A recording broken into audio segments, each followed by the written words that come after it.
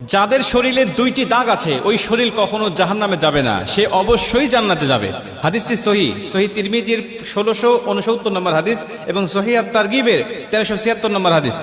হযরত আবু উমামা রাদিয়াল্লাহু তাআলা আনহু হাদিসটা বর্ণনা করেছেন। রাসূল সাল্লাল্লাহু আলাইহি ওয়াসাল্লাম বলেন, যাদের শরীরে দুইটা দাগ আছে এবং যাদের শরীর থেকে 2 ফোঁটা তরল পদার্থ নির্গত হয় ওই শরীর কখনো জাহান্নামে যাবে না, সে অবশ্যই জান্নাতে যাবে এবং আল্লাহ পাকের কাছে এই শরীরটা সবচেয়ে প্রিয় শরীর। রাসূল সাল্লাল্লাহু আলাইহি ওয়াসাল্লাম বলেন, 1 নম্বর দাগ হলো যে ব্যক্তি জিহাদের ময়দানে আল্লাহকে খুশি করার জন্য, আল্লাহর দ্বীন কায়েম করার জন্য অথবা আল্লাহর সন্তুষ্টির জন্য যে ব্যক্তি বাতিলের মোকাবেলা করতে গিয়ে শত্রু পক্ষের আঘাতে তার শরীরে ছোট্ট একটা দাগও যদি বসে যায়, এই দাগটা কিয়ামতের ময়দানে সুপারিশ করে বা এই দাগটা থাকার কারণে কিয়ামতের ময়দানে আল্লাহ পাক তাকে জান্নাতে দিয়ে দিবে। নবীজি সাল্লাল্লাহু আলাইহি ওয়াসাল্লাম বলেন, 2 নম্বরে ফরজ ইবাদত সমূহের কোন একটি দাগ যদি তার শরীরে দেখা যায়, যেমন নামাজ পড়তে পড়তে সেজদা দিতে দিতে কপালে